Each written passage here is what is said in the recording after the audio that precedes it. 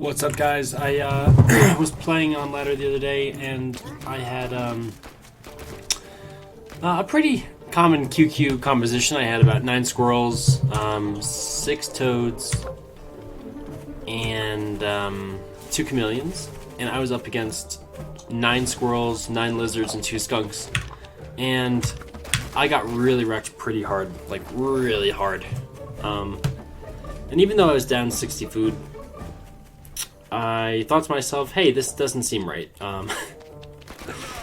Toads are better than this, right? Like, I think a lot of people think toads are pretty bad this patch.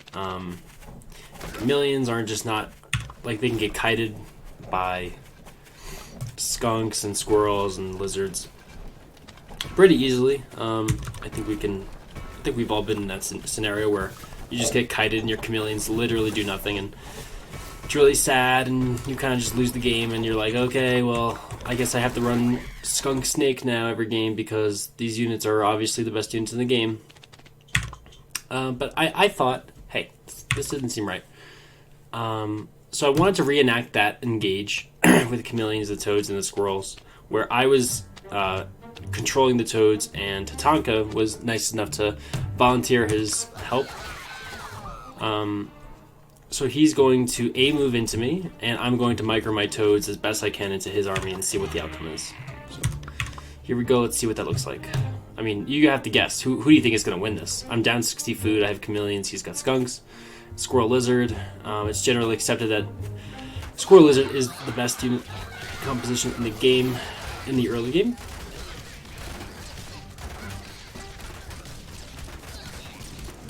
I get wrecked. I mean, as you might imagine, right? 2 skunks, it's 120 food plus 20 times 5 is 100. It's 220 food that he has that he did not lose, that he kept alive. Now, I wanted to test how good exactly is a chameleon flank. It turns out it's really good, and I'll explain why after the first engage. We do another 3 battles. I wonder what you guys think, who wins the second battle with the cam flank. Like, it's the same exact unit composition, but now I have a chameleon flank, and again, he's just A-moving. In the third and the fourth one, he is going to be microing, but this is just with the chameleon flank. So here we go. Something a little bit more interesting happens.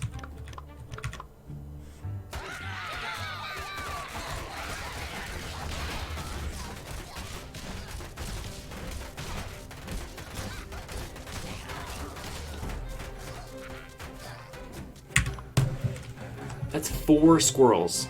That's 80 food that I win with. And remember, I'm down 60 food. That is incredible. That there's so many implications with this. I know you might think I'm overhyping this because, you know, QQ, they're not always going to be running 9 squirrels and 9 lizards. Yeah, you might be right.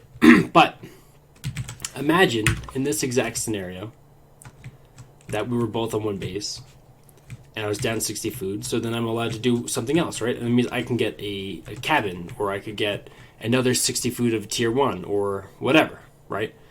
I could invest that 60 food somewhere else, into another mill, and like now I'm up a mill, and that fight I'm up 80 food. So not only am I, it's like crazy. So imagine if I had a fireplace here, right? That's another farm while I'm pushing, and I crush his army. Come on, that's crazy. I'll be up 12.5% in economy if we're both on one base. And the ability to destroy his army with less food is ginormous. That's humongous, guys. So we wanted to run it a couple times because Tatanka and I... Oh my god, did the game glitch out? No. So we wanted to run it a couple times because, you know, you don't just test something once or twice or even 3 times, which we only did like 3 or 4 times, but this time he actually micros the lizards, I believe.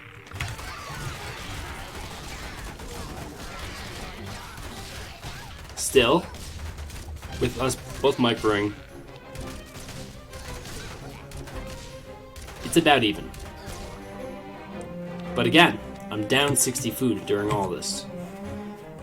again, that's really big. So not only did I trade better, I could probably be doing something behind it as well, which is really sick. So I bet if we ran the scenario, now this is with everything, like with him microing the skunks first and like actually trying to poke, and then I'm engaging because he's forcing me to engage. So this is going to be the last fight. But the point of this whole thing is, if we ran this another 10 or 15 times, I'm sure that he would win, 5 of the times, I would win 5 of the times. It really does come down to micro.